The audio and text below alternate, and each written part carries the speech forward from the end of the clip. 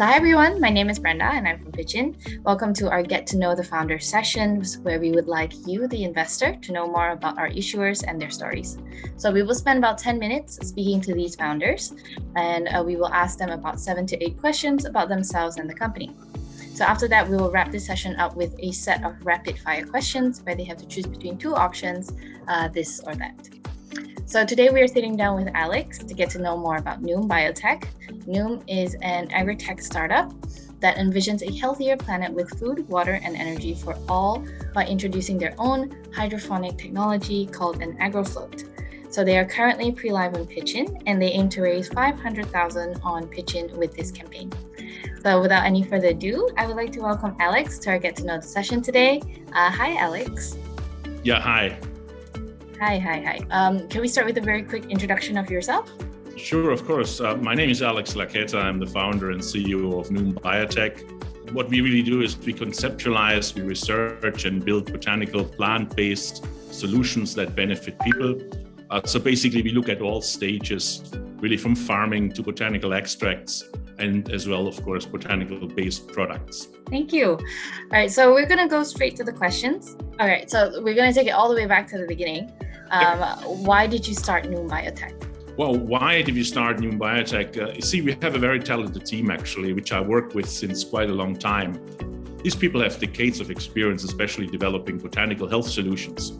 And when we looked at, over the last 10 years or so, the explosive cost increases, especially in medicinal plant farming, due to, increase in energy and irrigation costs, as well as, the severe damage that we actually do today to our planet by deforestation to create new farming land, we decided to act and build something that allows us, to what we call create the future of farming.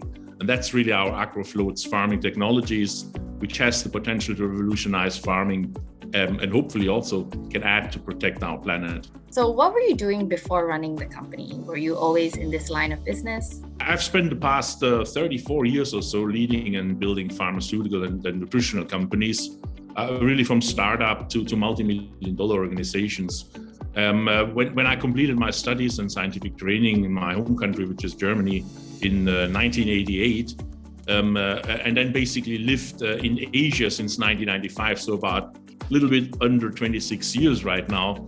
That really allowed me, I think, a unique perspective on the population needs in many of the fast-growing countries in this part of the world, but also on the limitations and risks, to provide sufficient and affordable food and medicinal plants to a very fast-growing population in needs of more farmland. I didn't realize you were in Asia for so long already.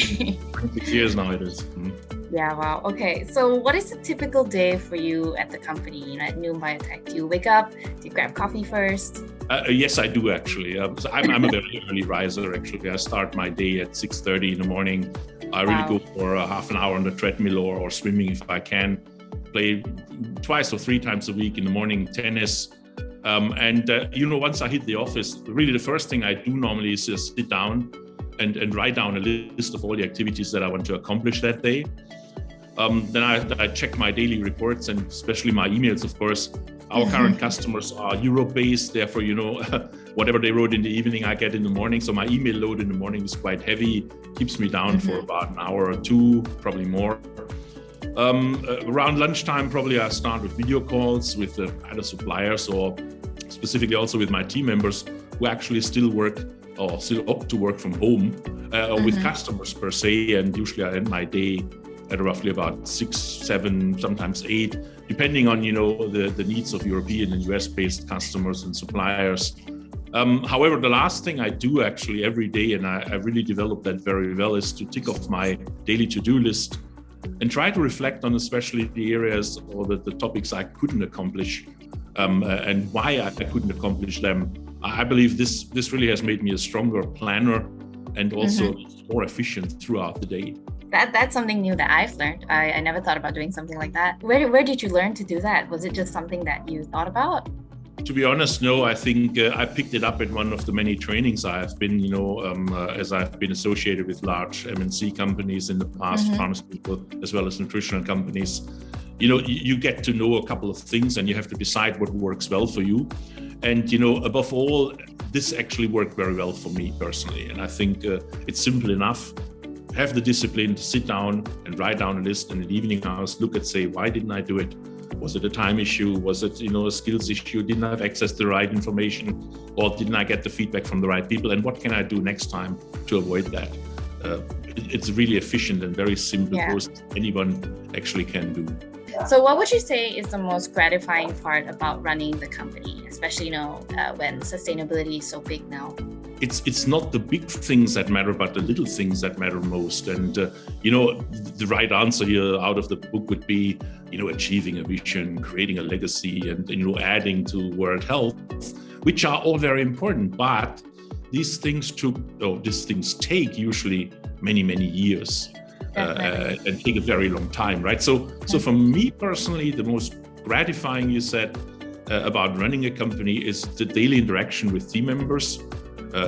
Seeing my staff, my team members grow, managing their expectations, also experiencing them to achieve their goals, or simply going home with the feeling that I have made a positive difference to someone's life. And I think this is really that keeps me motivated.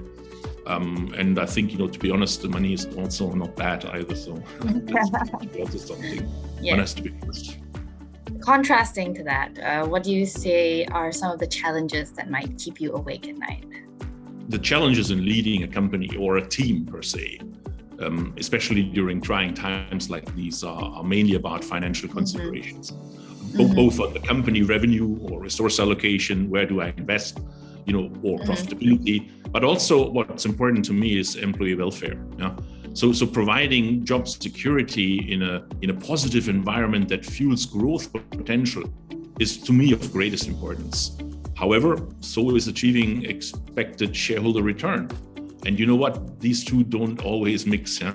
These two don't always go hand in hand. So what keeps me up at night sometimes is to find new ways to adapt to rising challenges, to match employee welfare and shareholder expectation, and to find solutions to that. I keep saying, leading a company is a little bit like, being a parent. You always want the very best for your kids, but you rarely get it your way. And, as a parent of two, now grown-ups, actually, I do understand that very well. So I think that's really what keeps me up at night, the ability to find the right solution to satisfy the company and shareholder expectation versus guaranteeing job security and employee welfare. All right. So is there anyone out there that you particularly look up to? Maybe like a business CEO, a sports icon, something like that? A sports person, her name is Esther Vergeer. You probably have never heard of. She's probably a Dutch wheelchair tennis player. Let that sink in for a moment. Wheelchair tennis player. Yeah? So she has actually won like 48 Grand Slam tournaments and holds 7 or 8 Paralympics medals. These people don't give up in the face of obstacles. These people simply amaze me by their willpower to never give up. And this is really one piece of advice, and it also hangs in my office right behind me, actually. It is never, never, never to give up. Yeah? It's always to find a way forward.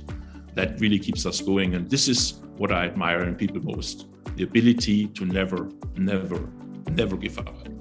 So we have the last question here. What is the aspiration and the vision for the company, just to wrap it up? Wow, the aspiration for Noom, there are many though, but I envisage the company, of course, first and foremost, to generate success, big profits, and hopefully massive shareholder return. Yep. As this will provide, on one side, job security and employee welfare, that's important to me. And also on the other hand side, generates financially attractive incentives for more investors to come on board, even allowing us to offer a sound exit strategy for investors. I'm an investor myself in companies. So my first question is, what do you do? The second question is, how can I cash out? And, this is important that you understand that investors not always want to stick with you for the rest of their lives, but they're looking for an investment and return. And, a company's success can generate such return. Overall, I think from the bottom of my heart, we do what we do to create a healthier future for all of us. And be it through the future of farming with our Agrofloats technology, or simply through the ability to produce better quality medicinal plants and from that medicinal products. I think we all must do our best to protect our people and our home that we call planet Earth. Yeah. Thank you so much, Alex. I thought that was a very well wrapped up. I think it says a lot about your company, and I think it says a lot about where you want to take the company and what your plans are and how passionate you are about it. So before we end the session, we are going to play a quick game of rapid fire questions. So this is supposed to be no pressure. I will just give you the option to pick this or that. And at the very top of your head, whatever comes to mind first, go ahead and choose that. There's no right or wrong, so you won't be offending anyone or anything. So are we good to go? Yes, sure. Okay, so very simple first question. Coffee or tea? Coffee. You're a coffee person. The beaches or mountains? Mountains. Zoom or Google Meets? Neither. MS Teams, actually. Zoom in this case. Microsoft Teams. All right. Is it Zoom? Sorry. No, all good. Okay, WhatsApp or Telegram? WhatsApp. Okay, last question. Work from home or working from the office? Work from office. Still. Work from office, yeah. Some days it's work from home, some days it's work from office. Exactly. Yeah. All right. So just to wrap it up, we will have a final message from yourself to all your potential investors out there, and maybe a last word about Noom Biotech. I'd like to, wind the clock back some 60 years. In the 1960s, when I was born, world population was just about 3 billion people. Today, we're at about 7.7, and by 2050, we're supposed to be over 10 billion people. How are we going to feed them?